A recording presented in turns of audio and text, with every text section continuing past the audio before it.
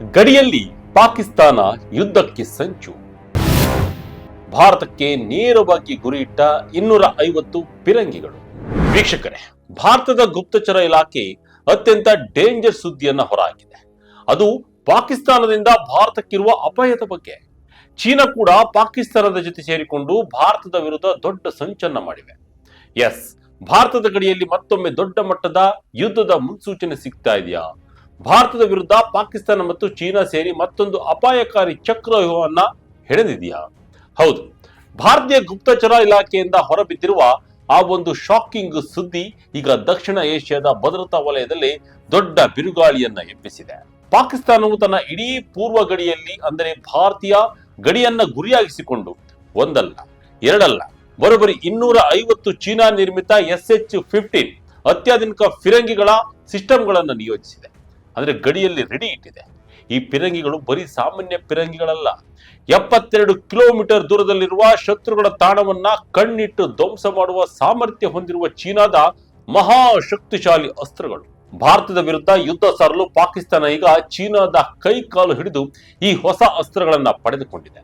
ಹಾಗಾದ್ರೆ ಈ 250 ಚೀನಿ ಫಿರಂಗಿಗಳ ನಿಯೋಜನೆಯಿಂದ ಭಾರತಕ್ಕಿರುವ ಆತಂಕವೇನು? ಪಾಕಿಸ್ತಾನದ ಈ ಹೊಸ ಹೆಜ್ಜೆಯ ಹಿಂದಿರುವ ಚೀನಾದ ಕುತಂತ್ರವೇನು? ಭಾರತದ ಬಳಿ ಇದಕ್ಕೆ ಸೂಕ್ತ ಉತ್ತರ ಇದೆಯಾ? ಪಾಕಿಸ್ತಾನ ಯುದ್ಧ ಸಾರುತ್ತಾ? ಈ ವಿಡಿಯೋದಲ್ಲಿ ಪ್ರತಿಯೊಂದು ವಿವರವನ್ನ ಹಂತ ಹಂತವಾಗಿ ತಿಳಿದುಕೊಳ್ಳೋಣ. ವಿಡಿಯೋವನ್ನ ಎಲ್ಲೂ ಸ್ಕಿಪ್ ಮಾಡದೆ ಕೊನೆವರೆಗೂ ನೋಡಿ. ಏನಿದು SH-15 ಫಿರಂಗಿ? ಪಾಕ್ನ ಹೊಸ ಅಸ್ತ್ರದ ಶಕ್ತಿ ಎಷ್ಟು? ವೀಕ್ಷಕರೇ, ಮೊದಲನೇದಾಗಿ ಪಾಕಿಸ್ತಾನದ ಗಡಿಯಲ್ಲಿ ನೆಲೆಸಿರುವ ಈ SH-15 ಹಾವಿಟ್ಜರ್ ಎಂದರೇನು ಎಂಬುದನ್ನ ಅರ್ಥ ಮಾಡಿಕೊಳ್ಳೋಣ. ಇದನ್ನು ಚೀನಾದ ಸರ್ಕಾರಿ ಸ್ವಾಮ್ಯದ ಪ್ರಸಿದ್ಧ ನೋರಿಂಕೋ ಕಂಪನಿ ತಯಾರಿಸಿದೆ. ಚೀನಾ ಸೇನೆ ಬಳಸುವ PCL-181 ಫಿರಂಗಿಯ ರಫ್ತು ಆವೃತ್ತಿಯೇ ಈ SH-15. ಇದು ಸಾಂಪ್ರದಾಯಿಕ ಫಿರಂಗಿಗಳಂತೆ ಒಂದೇ ಕಡೆ ಸ್ಥಿರವಾಗಿರುವುದಿಲ್ಲ. ಬದಲಿಗೆ 6x6 ರಕ್ಷಿತ ಟ್ರಕ್ ಚಾಸಿಸ್ ಮೇಲೆ ಇದನ್ನು ಅಳವಡಿಸಲಾಗಿದೆ. ಇದರ ಪ್ರಮುಖ ವೈಶಿಷ್ಟ್ಯಗಳನ್ನ ನಾವು ನೋಡ್ತಾ ಹೋದಾದ್ರೆ, ಇದು ಗಂಟೆಗೆ 90 ಕಿಲೋಮೀಟರ್ ವೇಗದಲ್ಲಿ ರಸ್ತೆಯಲ್ಲಿ ಚಲಿಸಬಲ್ಲದು. ಅಂದರೆ ಕಠಿಣ ಪರ್ವತ ಶ್ರೇಣಿಗಳು, ಮರುಭೂಮಿ ಅಥವಾ ಗಡಿ ಪ್ರದೇಶಗಳಲ್ಲಿ ಅತ್ಯಂತ ವೇಗವಾಗಿ ಒಂದೆಡೆಯಿಂದ ಇನ್ನೊಂದೆಡೆಗೆ ಸಾಗಬಹುದು.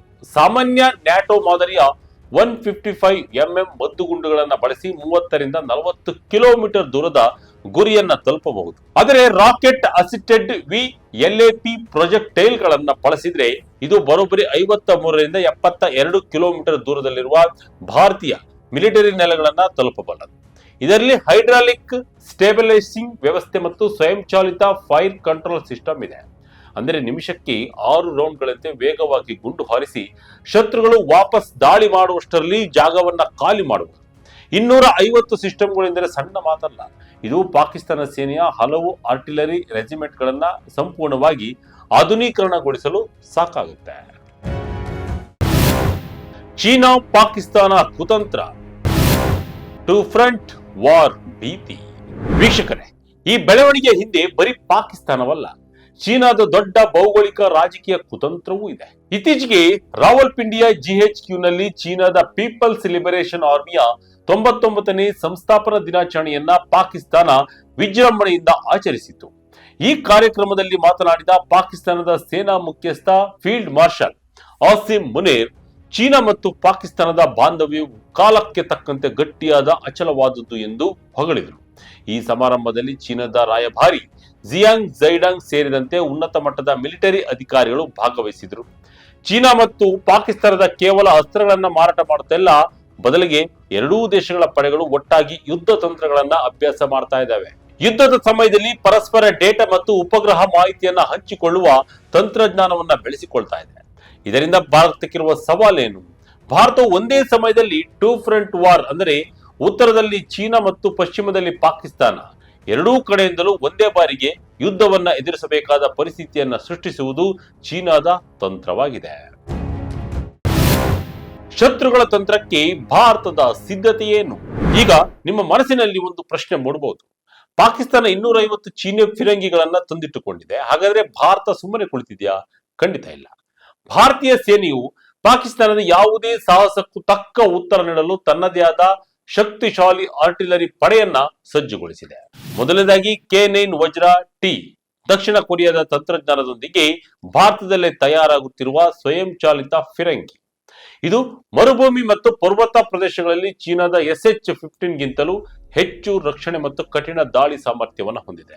ಇನ್ನು ಎರಡನೇದಾಗಿ ATA-GS ಮತ್ತು ಧನುಷ್. ಭಾರತದಲ್ಲಿ ಸ್ವದೇಶಿಯಾಗಿ ತಯಾರಾದ 155mm 52 ಕಲಿಬರ್ ಫಿರಂಗಿಗಳು. ಇವು ಸುಧಾರಿತ ತಂತ್ರಜ್ಞಾನ ಹೊಂದಿದ್ದು ದೂರದ ಗುರಿಗಳನ್ನ ನಿಖರವಾಗಿ ಹೊಡೆದುರುಳಿಸಬಲ್ಲವು. ಇನ್ನು ಮೂರನೇದಾಗಿ ಪಿನಾಕ MRLS.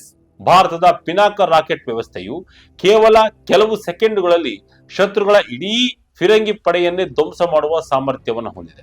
ಇನ್ನು ನಾಲ್ಕನೇದಾಗಿ ಸ್ವಾತಿ ರಾಡ್. ಶತ್ರುಗಳು ಎಲ್ಲೇ ಅಡಗಿ ಗುಂಡು ಹಾರಿಸಿದರೂ ಆ ಫಿರಂಗಿ ಎಲ್ಲಿದೆ ಎಂಬುದನ್ನ ಕೆಲವೇ ಸೆಕೆಂಡುಗಳಲ್ಲಿ ಪತ್ತೆ ಹಚ್ಚಿ ಭಾರತೀಯ ಪಡೆಗಳಿಗೆ ನಿಖರ ಲೊಕೇಶನ್ ನೀಡುವ ಸ್ವಾತಿ ರಾಡರ್ ಸಿಸ್ಟಮ್ ಭಾರತದ ಬಳಿ ಇದೆ. ಇದರ ಜೊತೆಗೆ ಭಾರತದ ಉಪಗ್ರಹ ಕಣ್ಣುಗಳು ಮತ್ತು ಡ್ರೋನ್ ನೇತ್ರಗಳು ಗಡಿಯಲ್ಲಿ ಪಾಕಿಸ್ತಾನದ ಪ್ರತಿಯೊಂದು SH-15 ಚಲನವಲನಗಳನ್ನ 24 ಗಂಟೆಯೂ ಸೂಕ್ಷ್ಮವಾಗಿ ಗಮನಿಸ್ತಾ ಇವೆ. ಸೇಡಿಗಾಗಿ ಕಾಯುತ್ತಿದೆಯಾ ಪಾಕಿಸ್ತಾನ?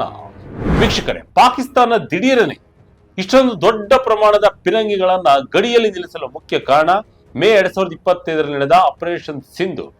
ಗಡಿಯಾಚೆಗಿಂದ ಭಾರತದೊಳಗೆ ನಿರಂತರವಾಗಿ ನಡೆಯುತ್ತಿದ್ದ ಭಯೋತ್ಪಾದನಾ ಚಟುವಟಿಕೆಗಳಿಗೆ ಪೂರ್ಣ ವಿರಾಮವನ್ನ ಇಡಲು ಭಾರತದ ಭೂಸೇನೆ, ನೌಕಾಸೇನೆ ಮತ್ತು ವಾಯುಸೇನೆ ಪಡೆಗಳು ಸೇರಿ ನಡೆಸಿದ ಭರ್ಜರಿ ಕಾರ್ಯಾಚರಣೆಯೇ ಆಪರೇಷನ್ ಸಿಂಧೂರ್. ಈ ದಾಳಿಯಲ್ಲಿ ಭಾರತದ ಪಡೆಗಳು ಪಾಕ್ ಆಕ್ರಮಿತ ಕಾಶ್ಮೀರ ಹಾಗೂ ಪಾಕಿಸ್ತಾನದ ಆಂತರಿಕ ಪ್ರದೇಶಗಳಲ್ಲಿದ್ದ ಉಗ್ರರ ತರಬೇತಿ ಶಿಬಿರಗಳನ್ನ ನಿಖರ ಕ್ಷಿಪಣಿಗಳಿಂದ ಧ್ವಂಸಗೊಳಿಸಿದ್ದವು. ಈ ಕಾರ್ಯಾಚರಣೆಯ ಪಾಕಿಸ್ತಾನದ ಸಾಂಪ್ರದಾಯಿಕ ರಕ್ಷಣಾ ವ್ಯವಸ್ಥೆಯಲ್ಲಿದ್ದ ದೊಡ್ಡ ಲೋಪವನ್ನ ಎತ್ತಿ ತೋರಿಸಿತ್ತು. ಭಾರತದ ಲಾಂಗ್ ರೇಂಜ್ ಆರ್ಟಿಲರಿ ಮತ್ತು ಪ್ರಿಸಿಷನ್ ಸ್ಟ್ರೈಕ್ ಸಾಮರ್ಥ್ಯದ ಮುಂದೆ ತಮ್ಮ ಬಳಿ ಸೂಕ್ತ ಪ್ರತ್ಯುತ್ತರ ನೀಡಲು ಸುಧಾರಿತ ಫಿರಂಗಿಗಳಿಲ್ಲ ಎಂಬುದು ಪಾಕಿಸ್ತಾನಕ್ಕೆ ಮನವರಿಕೆಯಾಯಿತು. ಹೀಗಾಗಿ ಆಪರೇಷನ್ ಸಿಂಧೂರ್ ನೀಡಿದ ಆಘಾತದಿಂದ ಚೇತರಿಸಿಕೊಳ್ಳಲು ಮತ್ತು ತನ್ನ ಕಳೆದು ಹೋದ ಆತ್ಮವಿಶ್ವಾಸವನ್ನ ಮರಳಿ ಪಡೆಯಲು ಪಾಕಿಸ್ತಾನವು ಚೀನಾದಿಂದ ಈ SH-15 ಸಿಸ್ಟಮ್ಗಳನ್ನ ತುರ್ತಾಗಿ ತರಿಸಿಕೊಂಡು ಉತ್ತರದಿಂದ ದಕ್ಷಿಣದವರೆಗೆ, ಅಂದರೆ ಕಾಶ್ಮೀರದಿಂದ ಹಿಡಿದು ರಾಜಸ್ಥಾನದ ಗುಜರಾತ್ ಗಡಿಯವರೆಗೂ ಹಂತ ಹಂತವಾಗಿ ನಿಯೋಜಿಸ್ತಾ ಇದೆ. ಆಪರೇಷನ್ ಸಿಂಧೂರ್ ಸೇಡು ತೀರಿಸಿಕೊಳ್ಳಲು ದೊಡ್ಡ ಸಂಚನ್ನ ರೂಪಿಸಿದೆ. ಇತ್ತ ಗಡಿಯಲ್ಲಿ ಚೀನಾವು J-20 ಜೆಟ್ ನಿಯೋಜನೆ. ಹೌದು ವೀಕ್ಷಕರೇ, ಒಂದು ಕಡೆ ಪಾಕಿಸ್ತಾನ, ಆದ್ರೆ ಮತ್ತೊಂದು ಕಡೆ ಚೀನಾ ಕೂಡ ಅಪಾಯಕಾರಿ J-20 ಜೆಟ್ಗಳನ್ನ ನಿಯೋಜನೆ ಮಾಡಿದೆ. ಅತ್ಯಾಧುನಿಕ ರೇಡರ್ಗಳ ಕಣ್ಣಿಗೂ ಸಿಗದ ಜಗತ್ತಿನ ಅತ್ಯಂತ ಸುಧಾರಿತ 5ನೇ ತಲೆಮಾರಿನ J-20 ಮೈಟಿ ಡ್ರ್ಯಾಗನ್ ಸ್ಟೆಲ್ತ್ ಯುದ್ಧ ವಿಮಾನಗಳನ್ನ ಚೀನಾ ಭಾರತದ ಗಡಿಯ ಮುಂಭಾಗದಲ್ಲಿ ತಂದು ನಿಲ್ಲಿಸಿದೆ. ವ್ಯಾಂಟರ್ ಸಂಸ್ಥೆಯ ಜಾಗತಿಕ ಸ್ಯಾಟಲೈಟ್ ಚಿತ್ರಗಳು ಈ ಸ್ಫೋಟಕ ಸತ್ಯವನ್ನ ಬಹಿರಂಗಪಡಿಸಿವೆ. ಲಡಾಖ್ನ ದೌಲತ್ ಬೇಗ್ ಓಲ್ಡಿಗೆ ಹತ್ತಿರವಿರುವ ಹೋಟನ್ ವಾಯುನೆಲೆಯಲ್ಲಿ 7 ಮತ್ತು ತವಾಂಗ್ ಸಮೀಪದ ದಮ್ಸುಕ್ ವಾಯುನೆಲೆಯಲ್ಲಿ 4 ಸೇರಿದಂತೆ ಬರೋಬ್ಬರಿ 11 J-20 ವಿಮಾನಗಳನ್ನ ಯುದ್ಧ ಸನ್ನದ್ಧ ಸ್ಥಿತಿಯಲ್ಲಿ ಚೀನಾ ನಿಯೋಜಿಸಿದೆ. ಇಲ್ಲಿ ಆತಂಕಕಾರಿ ವಿಷಯ ಏನಂದ್ರೆ, ಭಾರತದ ಬಳಿ ಸದ್ಯಕ್ಕೆ ಒಂದೇ ಒಂದು 5ನೇ ತಲೆಮಾರಿನ ಸ್ಟೆಲ್ತ್ ಯುದ್ಧ ವಿಮಾನವೂ ಇಲ್ಲ. ನಮ್ಮಲ್ಲಿರುವ ರಫೇಲ್ ವಿಮಾನಗಳು 4.5 ತಲೆಮಾರಿನದಾಗಿದ್ದು ಇವು ರೇಡರ್ಗೆ ಗೋಚರಿಸುತ್ತವೆ. ಆದರೆ ಚೀನಾದ J-20 ಸಂಪೂರ್ಣ ಸ್ಟೆಲ್ತ್ ತಂತ್ರಜ್ಞಾನ ಹೊಂದಿದ್ದು ರೇಡರ್ ಕಣ್ಣಿಗೆ ಪುಟ್ಟ ಹಕ್ಕಿಯಂತೆ ಕಾಣಿಸ್ತದೆ. ಚೀನಾ ಪ್ರಸ್ತುತ ವರ್ಷಕ್ಕೆ 120ಕ್ಕೂ ಹೆಚ್ಚು J-20 ವಿಮಾನಗಳನ್ನ ಉತ್ಪಾದನೆ ಮಾಡ್ತಾ ಇದ್ದು ಅದರ ಬಳಿ ಈಗಾಗಲೇ 300ಕ್ಕೂ ಹೆಚ್ಚು ಇಂತಹ ಬೃಹತ್ ವಿಮಾನಗಳ ಪಡೆಯೇ ಇದೆ. ಭಾರತದ ಸ್ವದೇಶಿ AMCA ಯೋಜನೆ ಪೂರ್ಣಗೊಳ್ಳಲು ಕನಿಷ್ಠ 10 ವರ್ಷ ಬೇಕು. ಭಾರತ ತಕ್ಷಣವೇ ಎಚ್ಚೆತ್ತುಕೊಳ್ಳದಿದ್ರೆ ಭವಿಷ್ಯದಲ್ಲಿ ದಾರಿ ಆಪತ್ತು ಎದುರಾಗುವುದು ಖಂಡಿತ ಎಂದು ತಜ್ಞರು ಕೂಡ ಎಚ್ಚರಿಸಿದ್ದಾರೆ.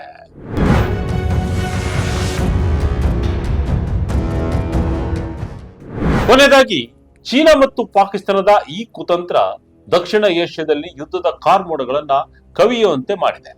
ಗಡಿಯಲ್ಲಿ 250 ಚೀನಿ ಫಿರಂಗಿಗಳ ನಿಯೋಜನೆಯು ಅಪಾಯದ ಕರೆಗಂಟೆಯಾದರು. ಭಾರತೀಯ ಸೇನೆಯ K9 ವಜ್ರ ಮತ್ತು ಪಿನಾಕ ಅಸ್ತ್ರಗಳೊಂದಿಗೆ ಶತ್ರುಗಳ ಎದೆನಡಿಗಿಸಲು ಸನ್ನದ್ಧವಾಗಿದೆ.